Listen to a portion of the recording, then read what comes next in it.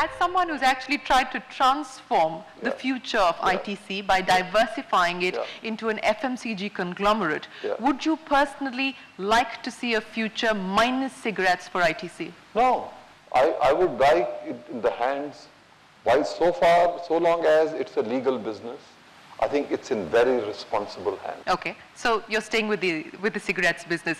I want to talk to you about... You're always looking for a headline. I try my best. I try my best.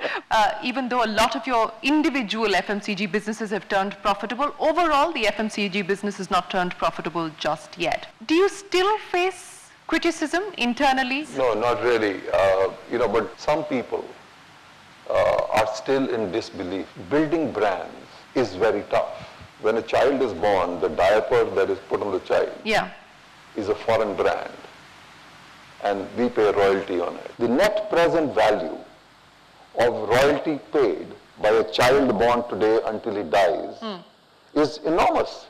And it is extremely important that instead of a commodity exporting country, we become a country which has got intellectual capital represented in its brands. But will these Indian brands actually be able to compete in international markets? Our first step is to win in the Indian global market. When do you envisage ITC taking its world-class Indian brands international? Some of the brands are already being sold overseas, but among the Indian population. And small? Yeah, they're small. They're small.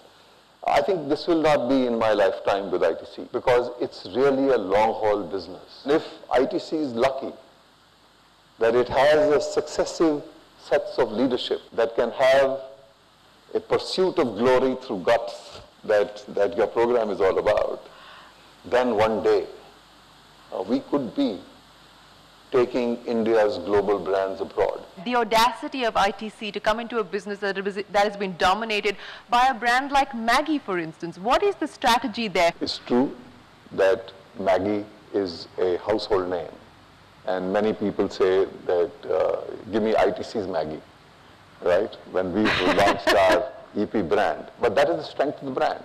What is it that we brought to the table? We brought a very special insight. When kids want to have Maggi noodles, right, they want a long noodle. They want to slurp it up. But it comes in a square block. Yeah. And all pans are round. So what do mothers do?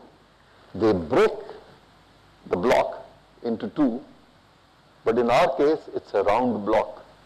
So you don't have to break it. You put it there. So therefore, my young friends, I want to tell them, use your special strengths.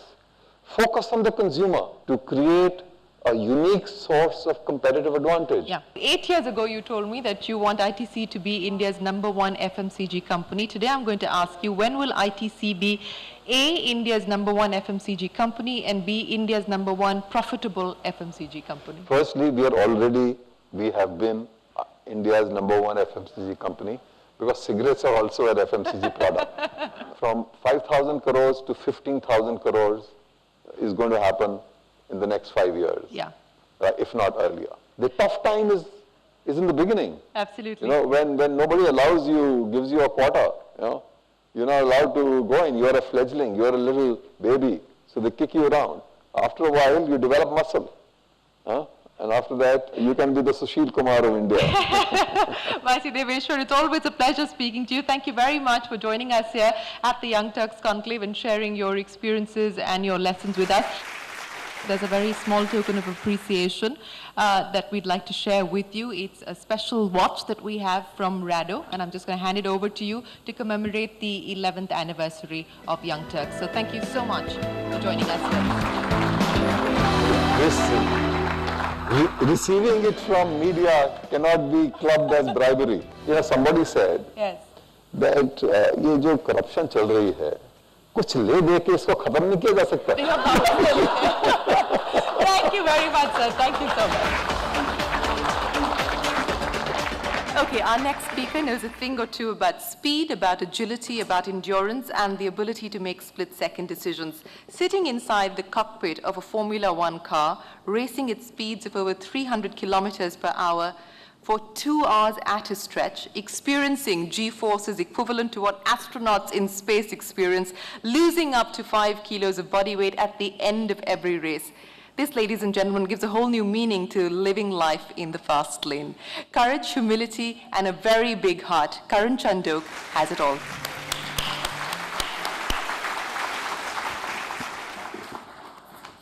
Good evening, everybody. When Shireen called me, I think probably a month ago, and asked if I'd come to this evening, I asked who the fellow speakers were, and when she sent me an email, I have to say my first response was, what on earth am I going to talk about, coming from such a different world? And I think it's been 10 years since I was on Young Turks, and it's, as you can see, it's been a bit of a journey. And I think it's about chasing a dream. I think is what I'd like to share with you today, lessons, stories, and things that I've seen along the way. I mean, for me, my dream started off very young. When I was a kid, I think I was, my mother says I was 2 years old when my first word was car. I guess, as everyone knows, family businesses is a big thing in India, or are a big thing in India, and this is ours. My grandfather used to race. My grandmother did some races in Ambassadors back in the 1960s or 70s. My father as well. So I never thought of doing anything else. In my head, it was always, I'm going to grow up and I'm going to be a racing driver, and that was it. When I was 16, that was the legal age to get a racing license because it's in a private property. So I went to my father and I said, right, I'm 16 years old now. We knew this day was coming, and I'd like to start racing this year. And he looked at me and thought, no chance, because at that stage I was 96 kilos, probably as wide as this dais, and the shape of a barrel. So, and there's not a chance that I was going to fit in a race car. And then I went over to my mum and I said, well, I want to be a racing driver. And she said, well, you're a pretty average student at school. Your grades are 60s-ish at best. You just failed your last math exam. I'm not so sure I want to help this ambition of yours till we see a bit of change there. This was January, just before my birthday. And by September, I'd lost the 26 kilos that my dad had set out as my target. And I managed to do enough at school to get to top the class in mathematics. And those were two targets that had nothing to do with mathematics or losing weight. It was purely because my ambition was these were steps towards me becoming a racing driver. I had a cake shaped like a racing car. I had a bed shaped like a racing car when I was 3 years old, and then eventually sat in a real racing car. So by the age of 25, I had negotiated and driven for teams from Italy, Portugal, Korea, Malaysia, the UK, and France. But I think some of the lessons you also learn along the way, particularly in motorsport, and I think we're unique in that way, is how it is not just a sport. And in fact, Ayrton Senna, who's arguably the greatest driver in our business, once said, motorsport is a business apart from 2 hours every alternate Sunday when we're entertainment. We are a completely different business, and you learn a lot about how businesses work. You learn a lot about teams as well. One thing that anybody should tell you is make sure you build a good personal team around you. For me, my family have played a big part. As I said before, their commitment to this cause of getting Karun to F1 involved my mother selling her beloved M.F. Hussain paintings, my father and grandfather mortgaging the houses, and all sorts of various other things along the way.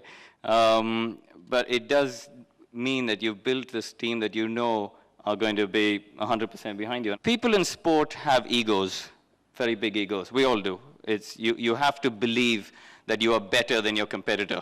That is something that's ingrained in you to succeed in sport.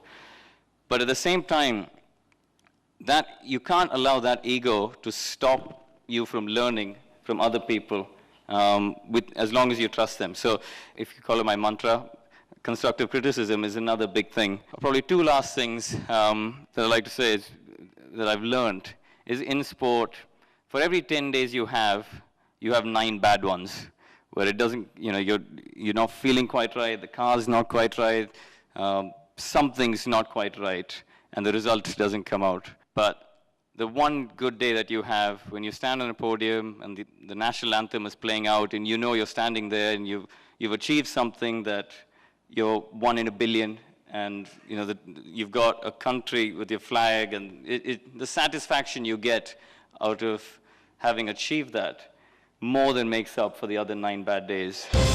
Is there a Nicole Scherzinger in your life yet? She's not Nicole Scherzinger, but there is someone, yeah.